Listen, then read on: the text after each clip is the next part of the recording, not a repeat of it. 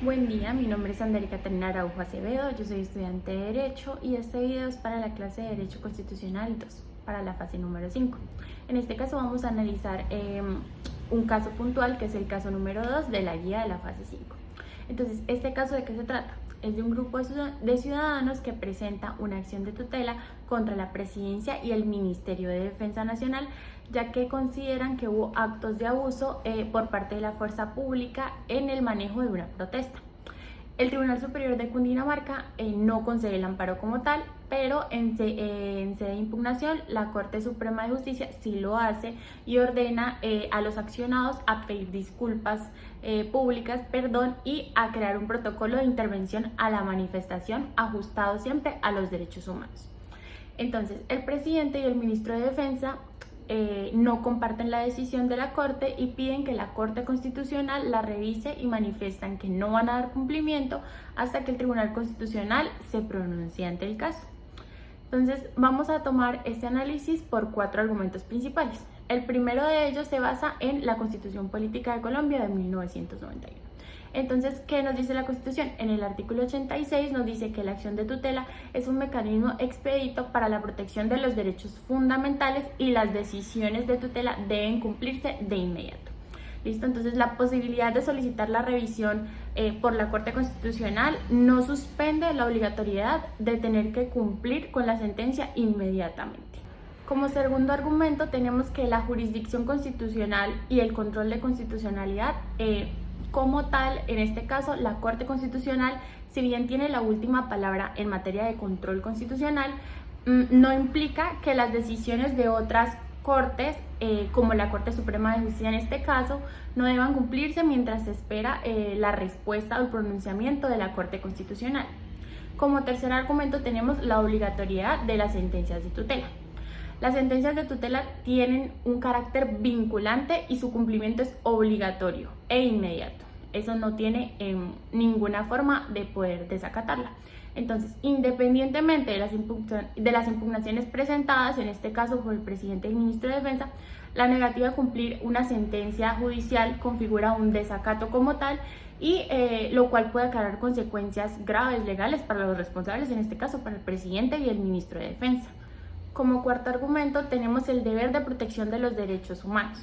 En este caso, la obligación de proteger, de garantizar los derechos humanos por parte de las autoridades está consagrado en múltiples artículos de la Constitución Política de Colombia y a su vez en varios tratados y convenios internacionales ratificados por nuestro país. En este caso, la creación de un protocolo de intervención guiado por los derechos humanos para el tema de las protestas es una medida necesaria y centrada en garantizar el respeto a estos derechos, por lo cual es totalmente comprensible de lo que está exigiendo la Corte Suprema de Justicia. Teniendo en cuenta estos argumentos, considero que no es válido que el presidente de la República y el ministro de Defensa se nieguen a cumplir el fallo de la decisión de la Corte Suprema de Justicia con respecto a la tutela, aún con su solicitud de revisión por la Corte Constitucional, lo cual no lo exime del cumplimiento inmediato. Entonces, teniendo claro la base del argumento de que no se está de acuerdo con esta situación, voy a recalcar un poco los argumentos ya presentados anteriormente. Entonces, en primer lugar, las decisiones judiciales de las sentencias de tutela siempre son de cumplimiento obligatorio e inmediato, sin importar que sea el presidente o el ministro. Mientras sean los implicados, deben cumplir con lo que se diga en la sentencia. Y la solicitud de revisión de la Corte Constitucional no los exime de tener que cumplir en la sentencia como tal que ya está estipulada. Negarse a cumplir con esta sentencia judicial se entiende como desacato y tiene sanciones legales. Como segundo punto, el tema de la propuesta que integre los derechos humanos. Es importante recalcarla que simplemente haya o no sentencia, claramente al Colombia ratificar los derechos humanos y la garantía de estos, el Estado está en la obligación de tener que garantizarlos y hacer todo lo pertinente para que estos se cumplan. En este caso, para lograr la libertad de expresión y el derecho a la protesta pacífica, ¿sí? Entonces, la no implementación de estas medidas pone en riesgo la protección efectiva de los derechos en nuestro país. Como último punto, considero que el cumplimiento de las cuestiones judiciales es algo muy importante y no se debe eximir que porque es el presidente de la República o el ministro de Defensa.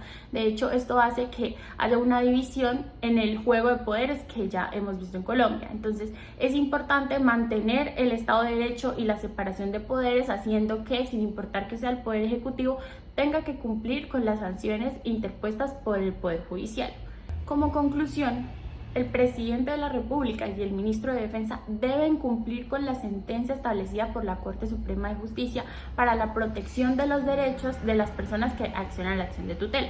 Entonces, en este sentido, es necesario que mientras se espera el pronunciamiento de la Corte Constitucional que ellos están exigiendo, igualmente tienen que ir cumpliendo con lo que ya se estipuló.